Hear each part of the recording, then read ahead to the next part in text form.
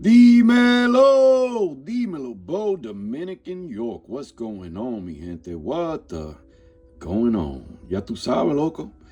Yo, this is a different one. This was a scent that I put on last night, roughly 8 o'clock, 9 o'clock, and I am still in my scent bubble with Versace Eros EDT, and it's really my first official wearing.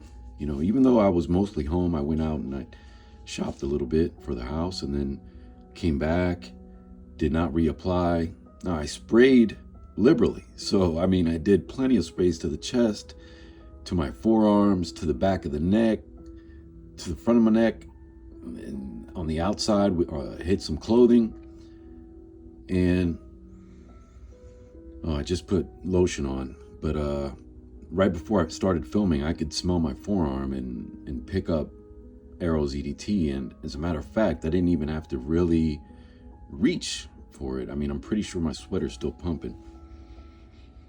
Actually not. My sweater's not really pumping. It must be off skin that I was really getting the sillage today. Or, you know, I guess it's sillage. I was getting that scent bubble. It was not gone yet. It was not gone yet.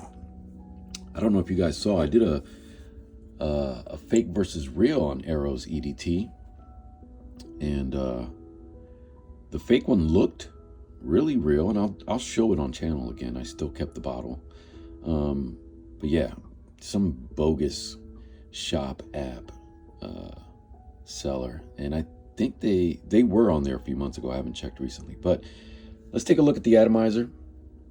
This thing, from what I remember, has a decent atomizer. Yeah, decent. It's quality. I gotta spray it on the arm again. See what I get. And I brought my Eros collection back over here. I've got the Parfum and Flame over here.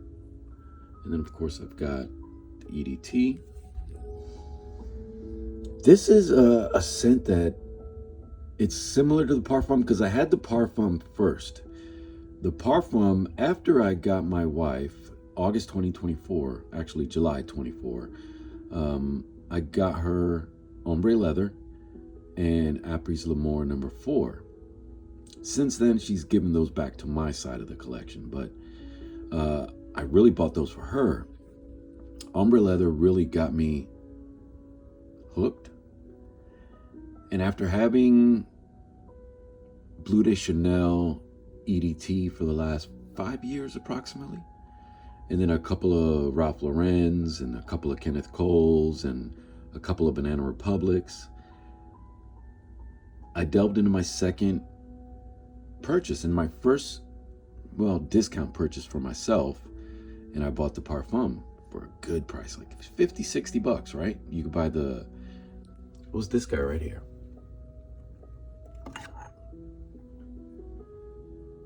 See, it's got a decent dent. Yeah, I was rocking this heavy when I started working where I work at last year, which I've been there a little over a year, but started rocking the Parfum heavily. Definitely oversprayed. This thing projected like a monster. And then settled down for the rest of the day, but still kept going. But I think ultimately it was stronger. I've got to wear it again. But the EDT, I felt like I could keep spraying more and it wasn't going to be overbearing, even though I had the sense that no matter where I was, the room was probably filled with the fresh, minty opening and that, what do I get? What kind of dry down is this? I don't know. It's still like a fresh blue-green dry down. I don't pick up anything distinct except, it's a little sweet. It's not super sweet. Not to me anyway. I've smelled I wear things that are much sweeter wearing. And believe it or not, some that are even labeled oud. And this just smells more fresh, clean, a very expensive soap. You know, I know people say that about niche brands, but this smells like a very expensive soap. It doesn't have, I mean, it has that, I don't remember exactly the notes, and I'm not going over notes. I'm going over my experience. It's just a fresh, not overly invigorating, not overly sweet, not cloying.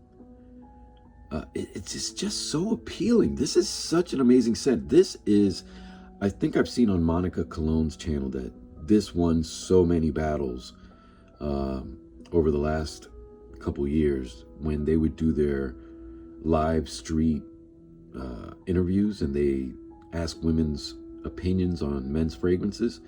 I believe that Eros EDT or EDP, probably, because I heard that EDP, which I don't have, is like a ramped up EDT, and then that the Parfum really kind of is the most mature, and it really settles down the liveliness of the scent. Now, here's the thing that hit me yesterday. I can see how this is a clubbing scent, but then I don't, because it didn't seem that loud. And maybe it's because my nose is trained, or maybe I just went nose blind to it, but it didn't seem overbearingly loud.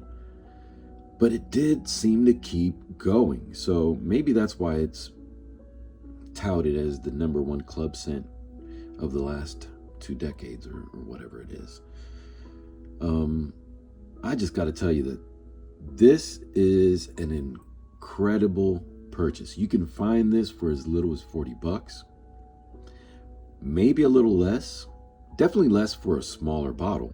This is the 100 milliliter, and I think I paid like $40, $42, and it's well worth it. I bought a used bottle, so to me it was worth the $40. It might have been less. And I go to The Perfume Spot. The Perfume Spot. They put out a lot of great deals. They're based out of New York. They put out a lot of great deals, and I've had a lot of really great shopping experiences with them, but I use a lot of other discounters as well. So definitely Versace Eros EDT is definitely, to me, a safe blind buy. I don't say it often lately, but I think it's a safe blind buy. It's $35 for a designer. Sorry, I was shaking the camera because I'm pulling my arm up. Yeah, it's fresh, kind of blue-green, the way the bottle looks. This is really exactly the way the bottle looks. It's kind of a blue-green freshie. It's ranked into that blue category along with Sauvage, right? Let's grab another one. Bleu de Chanel. So this is my, look, halfway done. That's one of my oldest bottles in the collection. I've had that before I had any of the others. And then this was the second blue designer that I purchased. So the Bleu de Chanel, the Versace Eros, the Dior Sauvages, and then you can even lump in Acqua di Gio. One more, last one. YSL. Why? You know, this group of blues is the staple, I believe, of blue fragrances that you can't go wrong with. I don't care which one you pick. You can go with any one of the YSL Ys, any of the Dior Sauvages, any of the Versace Eros, including Flame, and I guess you can include Najim and Energy, even though they're not blue. Any of the Bleu de Chanels. This is the EDT. A lot of people hate on it. They say the EDP, or other people say the Parfum. The EDT works incredible for me. Acqua di Gio, which this is my first Acqua di Gio, even though I'm 50 years old and I've been there since the beginning. I've never bought a bottle. I've always been able to spray from friends. But these 5 right here are really kind of like the staple of the blues. You can correct me in the statements. You can correct me with a comment down below and tell me if I'm wrong, if these are not the 5 core blue frags. There might be others, but to me, these are the core 5 that even I knew about, really, before I got into FragCom. So, but today's star of the show, Versace Eros EDT again, and I brought all these other ones out to let you know that you're not going to go wrong.